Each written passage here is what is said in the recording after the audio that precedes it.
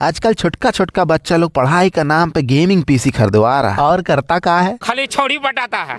बात तो सही है चाचा, लेकिन इसका कॉन्फ़िगरेशन भी जान लो। इसमें यूज किया Ryzen 5 3400G RAM, 16GB 250GB का SSD, B45 मदरबोर्ड, एक पावर सप्लाई और ये कैबिनेट। मुद्दा का बात ये है कि Ryzen 5 3400G एक तो सस्ता में आ जाता है, ऊपर से पावरफुल प्रोसेसर है। बोले तो कोडिंग, पढ़ाई लिखाई, वीडियो एडिटिंग और गेमिंग का बेसिक सब काम हो जाता है। अब डिपेंड करता है कि तुम गेम खेल रहे हो कि पढ़ाई लिखाई कर रहे हो। और यही सेम पीसी हमारा वेबसाइट में भी मिल जाएगा, एक बार जाओ देखो, ऑर्डर करो, व्हाट्सअप नंबर चैट करो, पसंद आया तो ले ये लो। बोले तो अपना कस्टम पीसी भी बिल्ड करवा सकते हो, बजट एकदम कम है तब भी कोई दिक्कत नहीं, बजट अच्छा तब भी कोई दिक्कत नहीं, सब तरह का पीसी बिल्ड करते हैं। व्हाट्सअप पे कांटेक्ट कर सकते हो। तो इस वीडियो में इतना ही मेरे दोस्त।